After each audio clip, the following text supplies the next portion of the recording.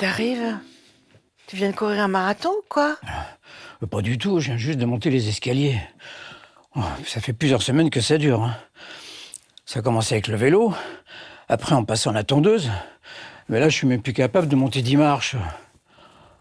Attends, mais toi qui cours partout à m'en donner le tournis, t'es en train de me dire que tu t'es maté par 3 pauvres petites marches? C'est pas normal. Tu devrais appeler le docteur Dufort. Il vaut mieux prévenir que guérir. Oui. C'est bon, je vais le faire, je vous aide, je vais le faire. Non, pas cette fois, je te crois pas. Tu reportes toujours tout à plus tard. Si la procrastination avait un visage, ce serait le tien. Tu vas me faire le plaisir d'appeler le docteur dès demain matin. Oui. En plus, t'as raison, ça fait plusieurs jours. J'ai les jambes qui gonflent sans raison. Hein. Bon, je vais prendre rendez-vous demain dès la première heure. Promis? Promis, ma petite pépette d'amour. Tu trouves pas que Gaspard est drôlement mûr pour son âge? Non. Non? Par contre, toi, tu n'étais pas franchement mûr quand tu avais 20 ans. Hein. Faut croire que ça t'a plu. Hein. En tout cas, c'est chouette qu'il ait choisi cette fac de bio et qu'il soit venu vivre avec nous. Hein. Ça me fait plaisir. Ouais, moi aussi, ça me fait vraiment plaisir. Ça me rappelle le bon vieux temps. Allez, repose-toi maintenant.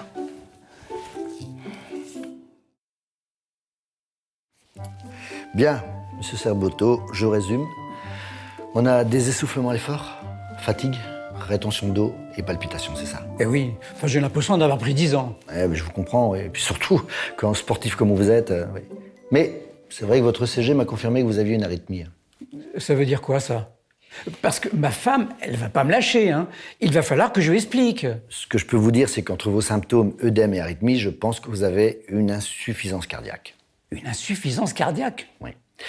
C'est votre cœur qui est affaibli et qui n'arrive plus à subvenir aux besoins de votre organisme. Et pourquoi il serait affaibli? Enfin, je veux dire, j'ai toujours fait du sport. Hein. J'ai été vice-champion au Critérium de Saint-Rémy-en-Besace. J'ai jamais fumé, j'ai vécu à la montagne. Vous avez vécu à la montagne, monsieur? Oui, à Montmartre. Ah oui, oui. Non, je vois, oui. Non, mais bon, on va essayer de comprendre tout ça. Hein. Ça peut être dû à plusieurs raisons. Hein.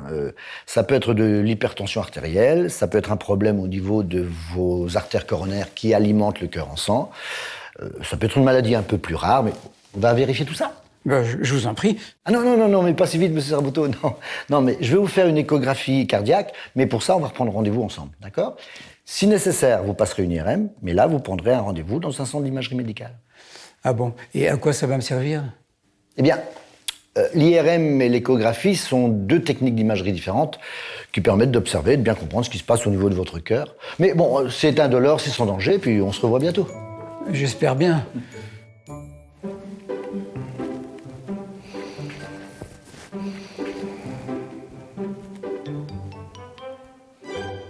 Bah alors, Pépé?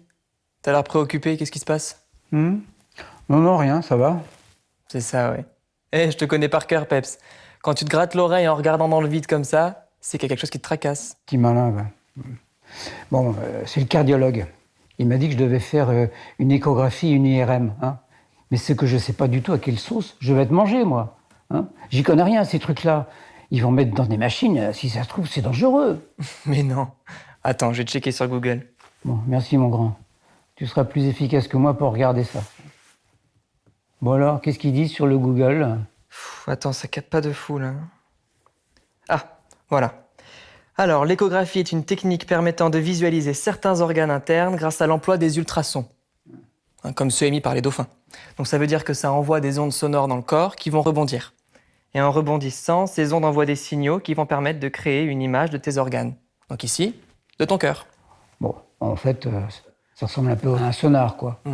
Bon, mais ça fait mal, ça dure longtemps. Mais pas du tout. T'avais assisté à l'échographie maternelle quand Mémé était enceinte de papa? Évidemment, tu parles. Je me souviens du bon temps, il était encore qu'une cacahuète. Et on était tranquille, non? Tu m'étonnes. Je plaisante, hein, tu lui dis pas. Bon, en tout cas, là, c'est pareil. Tiens, regarde. Tu seras allongé sur une table d'examen. Hein, comme ça, torse nu, et le médecin placera 3 électrodes pour enregistrer le rythme cardiaque. Et ensuite, il posera le capteur sur ta poitrine pour enregistrer les ondes.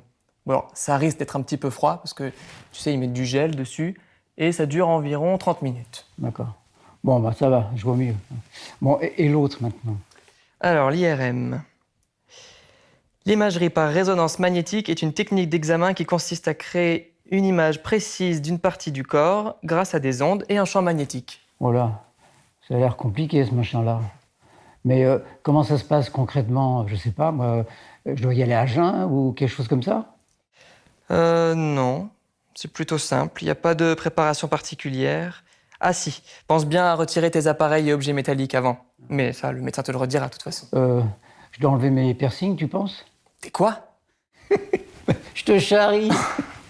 Bon, mais comment ça se passe l'IRM? C'est long, ça fait mal. Non, non plus.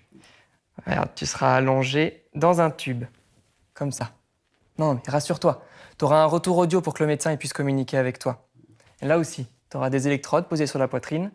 Et à un moment, le médecin te demandera de retenir ta respiration. Mais juste quelques secondes. Hein.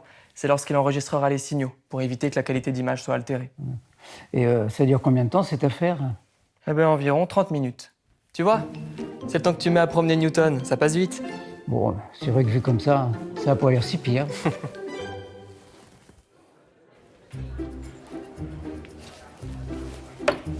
Échec et maths. Alors mon Pierrot, ça rêvasse. Non mais j'ai l'impression de jouer contre mon petit-fils de 5 ans là. Bon, qu'est-ce qui t'arrive?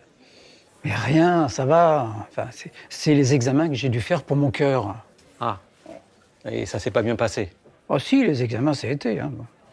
Bon, l'échographie, ça fait froid au torse. Mais bon, c'est pas si désagréable et puis ça passe assez vite. Quoi. Bon. Par contre, l'IRM, c'est impressionnant. Hein. J'étais dans ce gros tube, là, et puis ça fait un boucan, ce truc. Bon, mais j'avais le médecin dans l'oreillette et ça, c'est rassurant. Maintenant, tout ce qui m'inquiète maintenant, c'est les résultats. Ah, et ça dit quoi? Le docteur me dit que j'ai... comment il appelle ça déjà? Ah oui, une hypertrophie du ventricule gauche. Et qu'est-ce que ça veut dire? Apparemment, mon cœur aurait des parois anormalement épaisses. Voilà. En somme, j'ai le cœur trop gros. Ah, ouais, j'ai toujours su que tu avais un grand cœur, mon Pierrot. Bon, bah alors, du coup, c'est quoi cette maladie des gros cœurs? Eh bien, le cardiologue soupçonne une maladie particulière et il dit qu'il faut attendre le résultat de l'IRM pour en avoir le cœur net. Et il pense à quoi? Il pense à une amylose cardiaque.